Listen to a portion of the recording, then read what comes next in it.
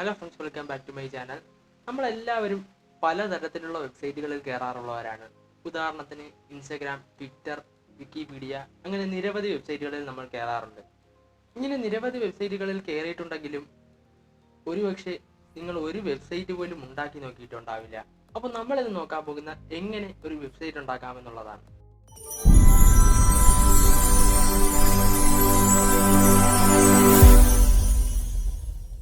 ഈ വീഡിയോ ഞാൻ പാർട്ടായിട്ടായിരിക്കും ചെയ്യുക. ആദ്യം തന്നെ നമുക്ക് വെബ് പേജുകളെ പറ്റി ചെറിയൊരു ധാരണ ഉണ്ടാക്കാം. പ്രധാനമായും രണ്ട് തരത്തിലുള്ള വെബ് പേജുകളാണുള്ളത്. ഒന്ന് സ്റ്റാറ്റിക് വെബ് പേജും രണ്ടാമത്തേത് ഡൈനാമിക് വെബ് പേജും. ഇതിൽ സ്റ്റാറ്റിക് വെബ് പേജിലെ കണ്ടന്റും ലേഔട്ടും ഒരിക്കലും മാറില്ല. അതേപോലെ തന്നെ സ്റ്റാറ്റിക് വെബ് പേജ് നമുക്ക് ഡയറക്റ്റ് ബ്രൗസറിൽ തന്നെ റൺ ചെയ്യാൻ സാധിക്കും. പിന്നെ സ്റ്റാറ്റിക് വെബ് പേജ് ഡെവലപ്പ് ചെയ്യാൻ വളരെ എളുപ്പമാണ്. അതേസമയം ഡൈനാമിക് വെബ് പേജിലെ കണ്ടന്റും ലേഔട്ടും സ്ഥിരം മാറിക്കൊണ്ടിരിക്കും. അത് ഫിക്സ്ഡ് അല്ല. ഏതെങ്കിലും ഒരു ബ്രൗസറിൽ നമുക്ക് ഡൈനാമിക് വെബ് പേജ് റൺ ചെയ്യാൻ സാധിക്കില്ല. അതിന് അതിൻ്റെതായ ആപ്ലിക്കേഷൻ പ്രോഗ്രാം തന്നെ ആവശ്യമാണ്. അത് മാത്രമല്ല, ഡൈനാമിക് വെബ് പേജ് ഡെവലപ്പ് ചെയ്യണമെങ്കിൽ അത്യാവശ്യം പ്രോഗ്രാമിംഗ് സ്കിൽസും ആവശ്യമാണ്. ഇപ്പോൾ നിങ്ങൾക്ക് വെബ് പേജുകളെ പറ്റി ചെറിയൊരു ധാരണ ലഭിച്ചിട്ടുണ്ടെന്ന് വിചാരിക്കുന്നു. ഇനി നമ്മൾ എന്തുപയോഗിച്ചാണ് വെബ് പേജ് ക്രിയേറ്റ് ചെയ്യുന്നതെന്ന് നോക്കാം. പ്രധാനമായും HTML ഉപയോഗിച്ചാണ് വെബ് പേജ് ക്രിയേറ്റ് ചെയ്യുന്നത്. അതുകൊണ്ട് തന്നെ നമ്മളും ഇന്ന് HTML ഉപയോഗിച്ചാണ് ഒരു വെബ് പേജ് ക്രിയേറ്റ് ചെയ്യാൻ പോകുന്നത്. നേരത്തെ ഞാൻ പറഞ്ഞതുപോലെ തന്നെ സ്റ്റാറ്റിക് വെബ് പേജാണ് നമ്മളിന്ന് ക്രിയേറ്റ് ചെയ്യാൻ പോകുന്നത്. നമ്മൾ HTML ഉപയോഗിച്ച് വെബ് പേജ് നിർമ്മിക്കുന്നതിന് മുമ്പ് എങ്ങനെയാണ് HTML കമ്പ്യൂട്ടറിൽ ടൈപ്പ് ചെയ്യുന്നതെന്ന് നോക്കാം. HTML എന്ന് പറയുന്നത് ടാഗുകളുടെ അല്ലെങ്കിൽ ഓപ്പൺ ആംഗിൾ ബ്രാക്കറ്റിൻ്റെയും ക്ലോസ്ഡ് ആംഗിൾ ബ്രാക്കറ്റിൻ്റെയും ഒരു കളക്ഷനാണ്. നമുക്കൊരു വെബ് പേജിൽ എന്ത് ആഡ് ചെയ്യണമെങ്കിലും അതിന് ഒരു ടാഗ് കാണും. ഉദാഹരണത്തിന് എനിക്കിപ്പോൾ ഹലോ എന്ന് ഒരു വെബ് പേജിൽ എഴുതി കാണിക്കണമെങ്കിൽ ഞാൻ ടെക്സ്റ്റ് എന്ന ടാഗാണ് ഉപയോഗിക്കുന്നത്. എന്നാൽ വെറുതെ ഞാൻ ടെക്സ്റ്റ് എന്ന ടാഗിൽ ഹലോ എന്ന് കൊടുത്താൽ അതവിടെ പ്രത്യക്ഷമാവില്ല. അതിന് HTMLന്റെ ഒരു ലേഔട്ട് ഉണ്ട്. അങ്ങനത്തെ ലേഔട്ട് ഉപയോഗിച്ചതിന് ശേഷം മാത്രമേ ഇതേപോലെയുള്ള ആട്രിബ്യൂട്ട് ടാഗുകൾ നമുക്ക് ഉപയോഗിക്കാൻ സാധിക്കുകയുള്ളൂ. ഇതാണ് HTMLന്റെ ആ ലേഔട്ട്. അതായത് ടാഗിനുള്ളിൽ HTML, അതിനുശേഷം താഴെ ഹെഡ്, അതിനുശേഷം ടൈറ്റിൽ. ഇവിടെ നിങ്ങൾക്ക് എന്താണോ ദൃശ്യമാവേണ്ടത് അതാണ് ടൈറ്റിലിനുള്ളിൽ കൊടുക്കേണ്ടത്. അതിനുശേഷം ടൈറ്റിൽ ക്ലോസ് ചെയ്യുക. ടൈറ്റിൽ ക്ലോസ് ചെയ്യുന്നതിനായി ടാഗിനുള്ളിൽ / ടൈപ്പ് ചെയ്തതിന് ശേഷം ടൈറ്റിൽ എന്ന് ടൈപ്പ് ചെയ്താൽ മതി. ഇങ്ങനെയാണ് എല്ലാ ടാഗുകളും ക്ലോസ് ചെയ്യുന്നത്.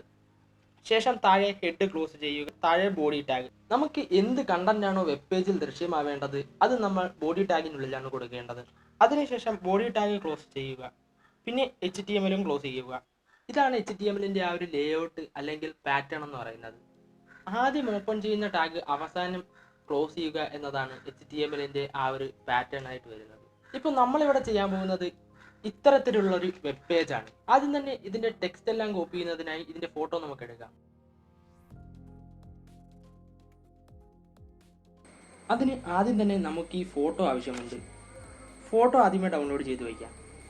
ഇനി നമ്മൾ HTML ടൈപ്പ് ചെയ്യാനായി നോട്ട് പാഡ് ഓപ്പൺ ചെയ്യുക. എന്നിട്ട് HTMLന്റെ ആ ലേഔട്ട് ആദ്യം തന്നെ ടൈപ്പ് ചെയ്ത് കൊടുക്കുക. ഇവിടെ ടൈറ്റിലിന്റെ അവിടെ ഞാൻ പോളിനേഷൻ എന്നാണ് കൊടുക്കുന്നത്. നിങ്ങൾക്ക് ഇഷ്ടമുള്ളത് കൊടുക്കാം.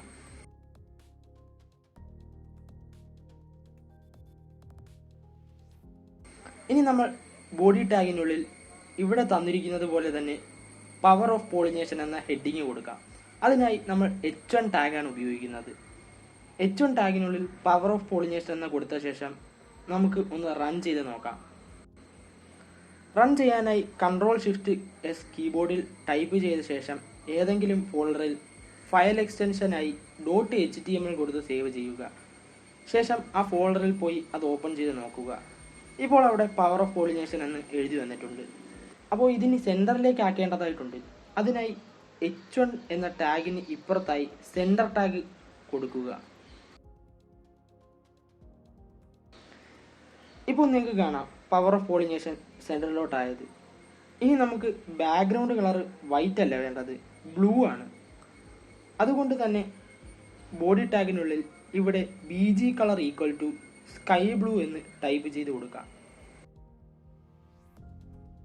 ഇതിന് താഴെയുള്ളത് H2 ടാഗിലും അതിന് താഴെയുള്ളത് H3 ടാഗിലുമായിട്ട് ഇനി നമുക്ക് കൊടുക്കുക.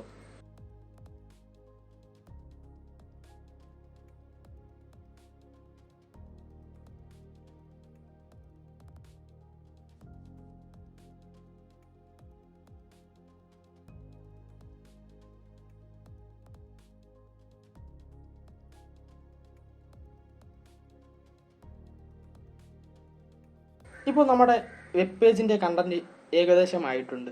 ഇവിടെ നമുക്കിനി ഇമേജ് ആഡ് ചെയ്യേണ്ടതായിട്ടുണ്ട്. അതിനായി ഇമേജ് SRC എന്ന ടാഗാണ് ഉപയോഗിക്കേണ്ടത്. ഇമേജ് SRC ഈക്വൽ ടു നമ്മൾ എവിടെയാണോ ഫോട്ടോ ഡൗൺലോഡ് ചെയ്തിട്ടിരിക്കുന്നത് അവിടെ പോയി പ്രോപ്പർട്ടീസ് സെലക്ട് ചെയ്ത ശേഷം ഫയൽ ലൊക്കേഷൻ, ഫയൽ നെയിം, പിന്നെ ഫയൽ എക്സ്റ്റൻഷൻ എന്നിവ കോപ്പി ചെയ്ത ശേഷം ഇവിടെ പേസ്റ്റ് ചെയ്യുക.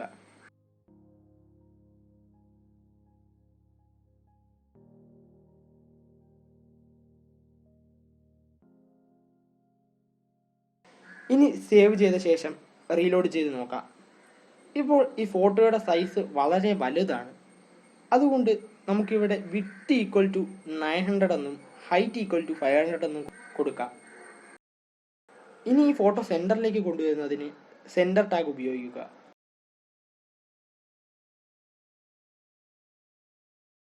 ഇപ്പോൾ നമ്മൾ ഏകദേശം ഇതേപോലൊരു വെബ് പേജ് തയ്യാറാക്കിയിട്ടുണ്ട്. ഇതിൻ്റെ അടുത്ത പാർട്ട് ഞാൻ ഉടൻ അപ്ലോഡ് ചെയ്യുന്നതായിരിക്കും. പുതിയൊരു വീഡിയോയുമായി ഉടൻ കാണുന്നവരായിരിക്കും. Good bye.